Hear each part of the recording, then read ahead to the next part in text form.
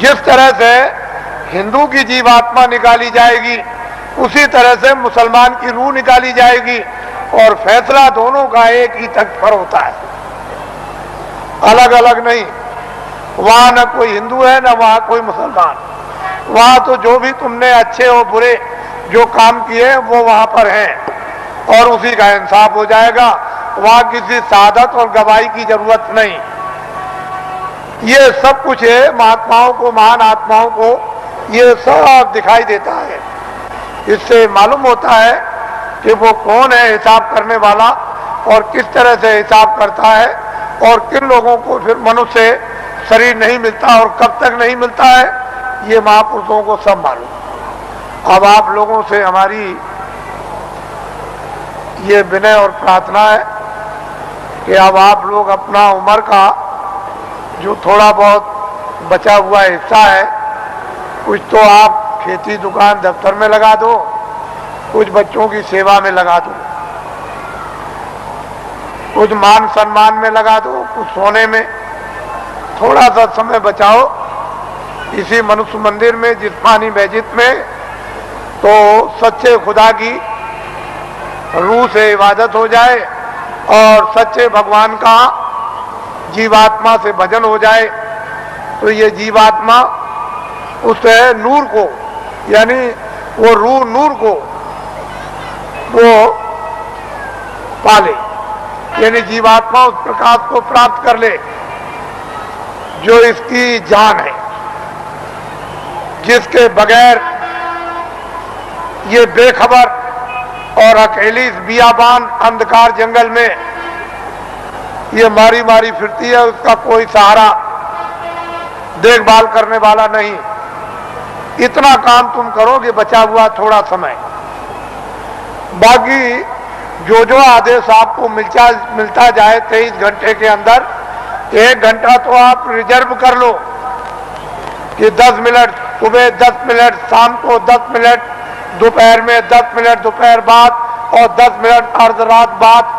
इस तरह से 1 घंटा तो रिजर्व कर लो, बचा करके रख लो और 23 घंटे के लिए जितना जितना आदेश मिले दफ्तर के लिए, दुकान के लिए और खेतों के लिए और बच्चों की सेवा के लिए, आए गए मेहमान के लिए और सोने के लिए और स्नान करने के लिए, अस्पताल में जाने के लिए, जितना आपको आदेश मिल जाए वो तो आप इसकी हिफाजत कर लो। इसमें बैठी जीवात्मा उसकी भी हिफाजत कर लो।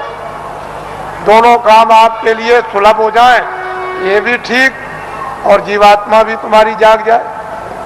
लेकिन इसी से जगेगी जब ये ठीक रहेगा, निरोगी रहेगा और स्वच्छ रहेगा और साफ रहेगा और पाक रहेगा, तो फिर जीवात्मा भी साफ हो जाएगी और निरोगी हो जाएगी। नहीं ये रोगी तो वो भी रोगी, ये गंदा तो वो भी गंदी, मन गंदा, बुद्धि गंदी, आंख गंदे, चित्त गंदा, तो जीवात्मा और अंतःकरण भी गंदा। तो फिर बीमारी कैसे जाएगी, ये रोग और कोड़ कैसे जाएगा। तो इसलिए आप थोड़ा रिजर्व करो अपने समय। फिर थोड़े ही समय के बाद जब नशा उतरने लगेगा तो अफीम का नशा कुछ नहीं, शराब का कुछ भी नशा नहीं। ये वो नशा है कि एक बार पी लो तो फिर कभी चढ़ी उतरती नहीं है। मेरे पास बहुत से लोग आते हैं और बड़े बड़े प्रलोभन दिए कि चलो आप ही को प्रधानमंत्री बना देंगे। अरे मैंने कि चलो, तुम एक प्रधानमंत्री नहीं, लाखों और करोड़ों, उसकी भी जरूरत नहीं है। वो तो कूड़ा कचरा है। प्रधानमंत्री का स्थान कूड़ा कचरा बदबूदार है, ये सब तुम्हारा कोई असर लगने वाला नहीं है। इसको छोड़ दो। धन और दौलत ये सब छाया है, ये वक्त से ये सब अलग थलग, और ये भी छाया, ये मैल है। देखते देखते मिट्टी का मिट्टी में, वायु का वायु में, अग्नि का अग्नि में और आकाश का आकाश में, ये सब का सब जल का जल में मिल जाएगा और कुछ भी पता नहीं चलेगा कि ये कहाँ चले गए। और जीवात्मा जिसके कारण ये चलता फिरता बोलता है, ये बादशाह कहलाता, सेठ साहूकार कहलाता, विद्वान कहलाता और बड़ा बहादुर और दानी कहलाता, वो तो निकल जाएगा, उसका भी पता नहीं। उसी के पते के लिए अनमोल मनुष्य शरीर आपको दिया गया। इसमें बैठकर उसका पता लगा लो और इन्हीं इंद्रियों के द्वारा तुम जो है उस छाया पर यानी कागज पर लिख मारो कि मैंने उसको देखा जिसका कभी नाश नहीं होता है, जो चलता फिरता बोलता नहीं, जिसके यहाँ कभी सुबह शाम नहीं होती है, जिसके यहाँ कभी रात्रि और दिन नहीं होता और सूरज और चांद कभी निकलता नहीं, वो एक रस रहने वाला। इसलिए आप थोड़ा समय बचाओ, ये हमारी विनती और प्रार्थना है।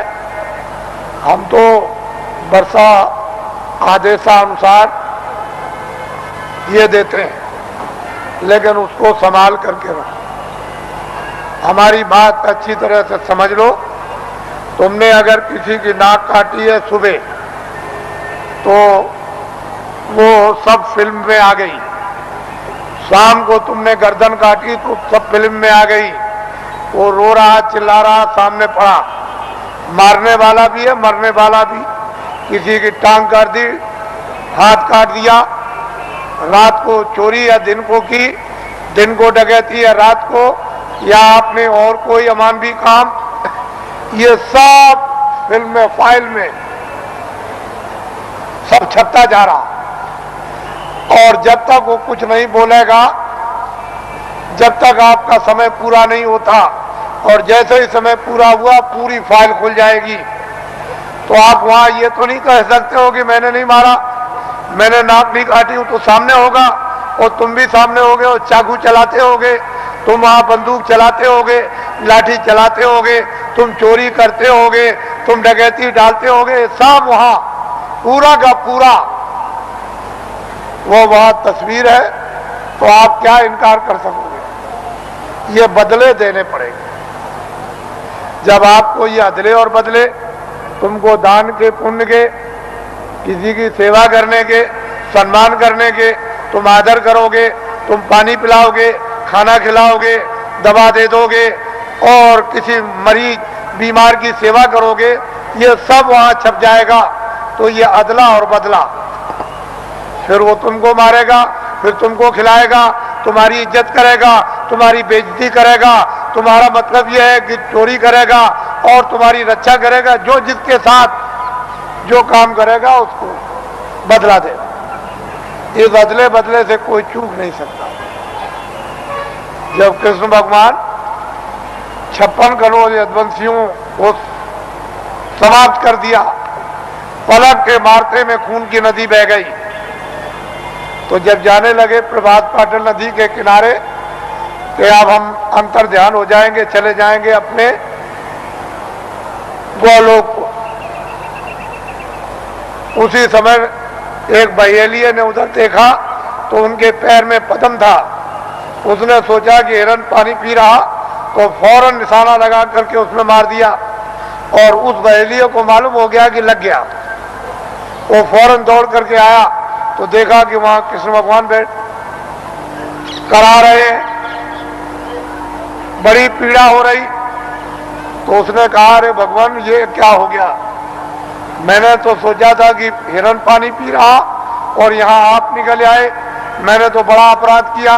कह लगे, भाई तुमने कुछ नहीं किया, मैंने रामा अवतार में पेड़ की ओट में होकर के हमने बाली को मारा था और बाली बहेलिया बना। तो फिर वो द्वापर में कृष्णा अवतार में उसने अपना बदला ले लिया। जब ऐसी ऐसी शक्तियों से ये बदले नहीं चुक सकते हैं, उनको भी बदला देना पड़ेगा। तो तुम्हारे पास तो कोई शक्ति और ज्ञान नहीं, तुम कोई योगी तो हो नहीं, तुम तो मतलब यह है कि आज सिद्धि प्राप्त करने वाले तो हो नहीं, तो तुमको तो ये बदले देने ही पड़ेंगे। जब ऐसी ऐसी शक्तियों को देना पड़ा और किताबों में लिख दिया कि ये हमसे भी बदला नहीं चुक सकता, हमको भी देना होगा, लेकिन संत इस बदले को चुका देते हैं। उनके पास बदले के चुकाने का मसाला है, योगियों के पास नहीं है, सिद्धों के पास नहीं, ज्ञानियों के पास नहीं, तत्वदर्शियों के पास नहीं, संतों के पास में इसका मसाला है, इसको चुकाने का, और किसी के पास नहीं। तो आपको तो ये भेद मालूम है नहीं, फिर आपने तो कृष्ण को देखा नहीं कि आप जल्दी से कहोगे कि नहीं हम भी हैं। फिर जब आपने देखा नहीं तो पूजा किसकी कर रहे हो? अरे किताब में लिखा है कि तुम जाओ, अगर मुझको पाना चाहते हो, मेरा दर्शन करना चाहते हो, मेरे लोक में आना चाहते हो, तो जो मुझको पा चुके हैं तत्वदर्शी, जिन्होंने अपनी जीवात्मा को जगाकर और ज्ञान चक्षु द्वारा जिन्होंने मेरा साक्षात्कार किया है, तुम उनके पास चले जाओ, वो मेरा भेद बताएंगे और उनकी कृपा और मदद और सहायता से तब मेरे लोक में तुम आओगे। तो ये तो कोई मानने वाला है नहीं, तो बताओ फिर पूजा किसकी हो गई?